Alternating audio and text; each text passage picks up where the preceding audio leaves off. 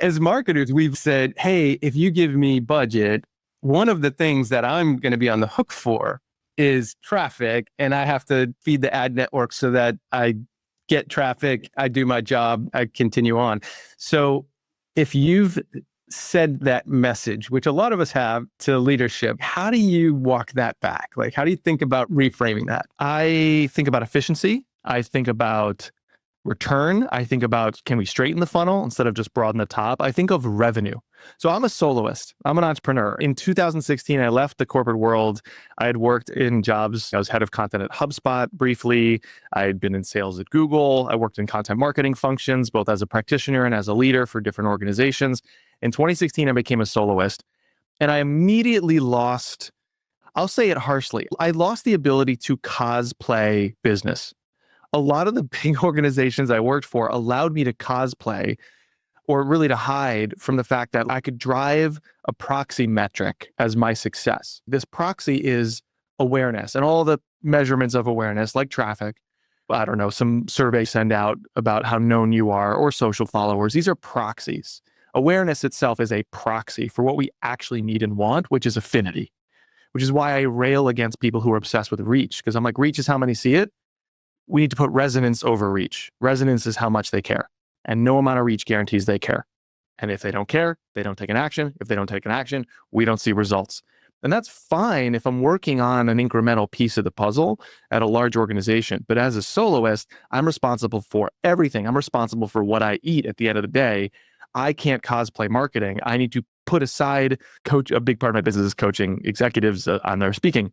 I was coaching these marketing executives, actually two different ones on two different occasions. Both said to me, marketing, and they were talking about themselves. They weren't saying like those people over there. They were like, we as a community have our heads up our asses a little. We've gone so far into figuring out what is marketing and how do you do marketing and all these things. A friend of mine and also a client, Devin Bramhall, likes to say, we've forgotten that marketing's supposed to grow the business. So maybe focus on growing the business. So it always begins, always, with what is it the stakeholder wants? Anchor your conversation to that. If you're like, well, I can't do anything but the quantity game, Jay, what is it your boss wants from the quantity game? When you begin a conversation with somebody, you tend to start with your ideas or start with I. But foundational to something that I teach a lot is message design, is alignment. There's actually 4 phases that you want to move through in a good pitch. This could be a good blog post structure. This could be a good speech structure. This is actually where I learned it as a touring keynote speaker. This is good message design. There's 4 things you want to hit to speak to somebody else when you want to show them what you see, and maybe they're not seeing it yet. So to your point about somebody who's talking to their boss or someone talking to their client, the 4 stages are align, agitate, assert, invite.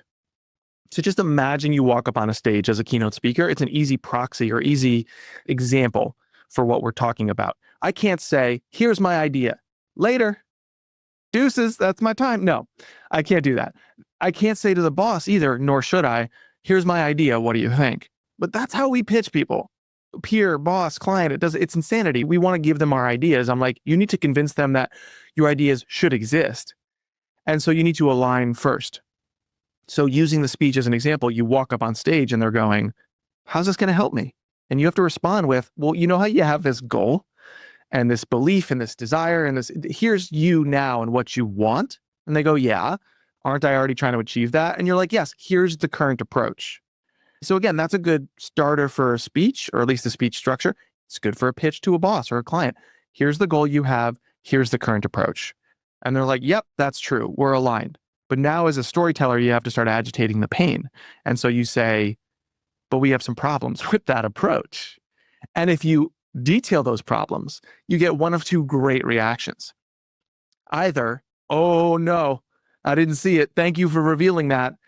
Or they nudge their buddy around the boardroom table or in the audience of a keynote and they're going, that's what I'm saying. Thank you for finally speaking out. Like, can we get Dan to come in and give a talk or execute his services? Or can we hire them for us? Because like, thank you. You get gratitude if you're just honest and saying, we have problems.